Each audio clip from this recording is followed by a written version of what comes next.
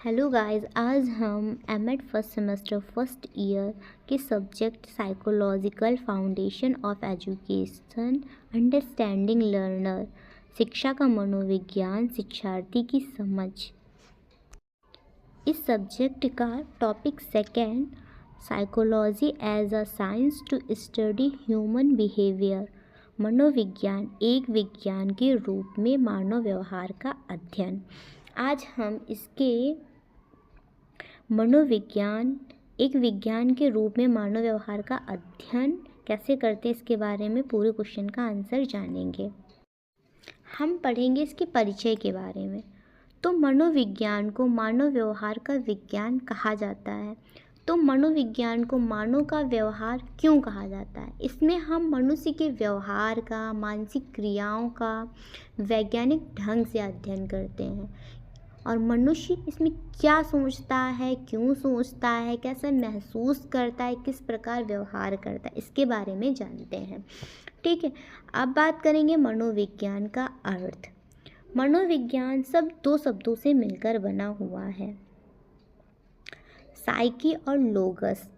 Psyche का मतलब होता है आत्मा या मन और लोगस का मतलब होता है अध्ययन या विज्ञान।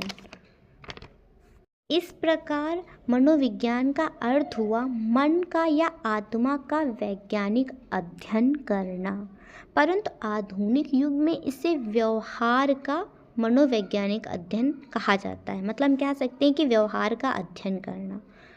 अब हम बात करेंगे मनोविज्ञान का विज्ञान स्वरूप, साइकोलॉजी एज अ साइंस। तो मनोविज्ञान को विज्ञान इसलिए कहा जाता है क्योंकि इसमें वैज्ञानिक पद्धति अपनाना, तथ्यों पर आधारित होता है, पुनरावृत्त होती है, उद्देश्यपूर्ण होता है। अब बात करेंगे नंबर 1 पर, वैज्ञानिक पद्धति अपनाना। इसमें मतलब अवलोकन किया जाता है, प्रयोग किया जाता है, मापन किया जाता है, विश्लेषण किया जाता है, उसके बाद निष्कर्ष निकालने की प्रक्रिया अपनाता है ये। नंबर 2, तथ्यों पर आधारित होता है। मतलब इसमें साक्ष्य की आवश्यकता होती है, डाटा से संबंधित इसे सिद्ध किया जाता है, किसी कल्पना या अनुमान से नहीं। हम इसे कोई अंधविश्वास या कोई चीज़ बस कल्पना के आधार पर मान लें यही सही है तो इस पे ये बिलीव नहीं करता। इसके लिए एविडेंस और डाटा सिद्ध होता है तभी ये मतलब माना जाता है। बात करेंगे पुनरावृत्ति। अगर कोई मनोवैज्ञानिक प्रयोग बार बार दोहराया जाए तो हर एक बार लगभग वही परिणाम मिलना चाहिए। ठीक है। नंबर 4, उद्देश्यपूर्ण। मनोविज्ञान में निष्कर्ष व्यक्तिगत राय या कल्पना या भावनाओं से नहीं बल्कि तथ्यों और प्रमाणों पर आधारित होते हैं। मतलब अगर इसमें बोले कि हम व्यक्ति की राय ले लिए ये सही है, उनकी राय से हम किसी प्रकार के उद्देश्य तक नहीं पहुंचते हैं बल्कि तथ्य और प्रमाणों पर आधारित होते तभी हम उनको मानते हैं। मनोव्यवहार का अध्ययन। मानव व्यवहार के अध्ययन से यह आशय है कि मनोविज्ञान यह जानने की कोशिश करता है कि मनुष्य कैसे सोचता है, क्या महसूस करता है और किस प्रकार व्यवहार करता है। यह अध्ययन यह समझने के लिए किया जाता है कि व्यक्ति का व्यवहार किस कारण से बदलता है और वह अलग अलग परिस्थिति में कैसी कैसी प्रतिक्रिया देता है। इसलिए हम मानव व्यवहार का अध्ययन करते हैं। मानव व्यवहार के प्रकार। सबसे पहले बाह्य या प्रत्यक्ष व्यवहार। यह वह व्यवहार होता है जो स्पष्ट रूप से दिखाई देता और इसे देखा या मापा जा सकता है, जैसे बोलना, हंसना, रोना, चलना, लिखना, खेलना। नंबर 2, आंतरिक या प्रत्यक्ष व्यवहार। या वह व्यवहार होता है जो मन के भीतर घटता और दिखाई नहीं देता, जैसे कि सोचना, याद करना, कल्पना करना, महसूस करना, निर्णय लेना आदि। नंबर 3, सचेत व्यवहार। मतलब जब कोई व्यक्ति जानबूझकर या अपनी इच्छा से कोई कार्य करता है तो उसे हम सचेत व्यवहार कहते हैं, जैसे विद्यार्थी का मन लगाकर पढ़ना। नंबर 2, असचेत व्यवहार। मतलब यह वह व्यवहार होता है जो व्यक्ति बिना सोचे समझे स्वतः करता है। मतलब जैसे सांस लेना, पलक झपकाना, अचानक डरना या छींक आना आदि। अब आता है हमारा सामाजिक व्यवहार। मतलब जब कोई व्यक्ति समाज से दूसरों के साथ रहकर व्यवहार करता है तो उसे हम सामाजिक व्यवहार कहते हैं। जैसे दूसरों की मदद करना, नियमों का पालन करना। और उसके बाद लास्ट व्यक्तिगत व्यवहार। यह वह व्यवहार होता है जो व्यक्ति अपने व्यक्तिगत स्वभाव भावनाओं के आधार पर करता है। मतलब कोई व्यक्ति गुस्से में जल्दी आ जाता है, कोई बहुत शांत और सहनशील होता है। अब बात करेंगे मानव व्यवहार को प्रभावित करने वाले कारक। नंबर 1, जैवीय कारक।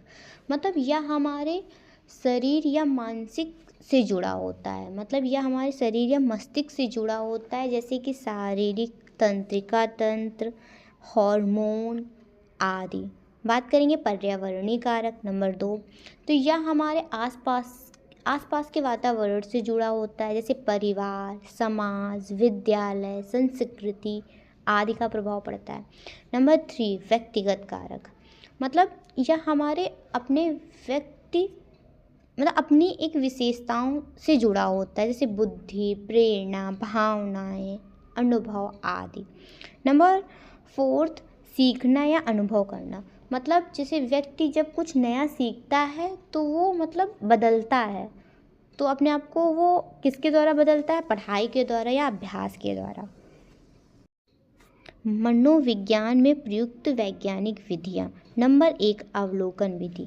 यह सबसे प्राचीन और सामान्य विधि होती है। इस विधि में शिक्षक या मनोवैज्ञानिक विद्यार्थी के व्यवहार को ध्यानपूर्वक देखकर उनका अध्ययन करता है। उदाहरण के लिए कोई छात्र कक्षा में ध्यान नहीं देता है तो शिक्षक यह देखता है कि ऐसा क्यों हो रहा है। क्या छात्र को विषय में रुचि है या कोई मानसिक समस्या है।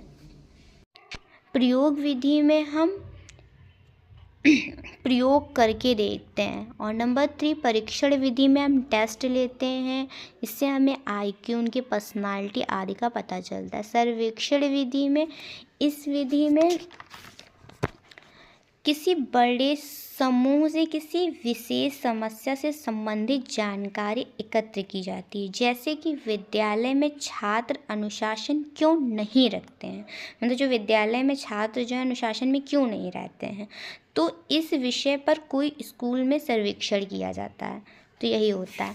बात करेंगे नंबर 5, केस स्टडी विधि। इस विधि में किसी एक विद्यार्थी या व्यक्ति का गहराई से अध्ययन किया जाता है। मतलब किसी एक व्यक्ति के बारे में हम लोग डिटेल में अध्ययन करते हैं।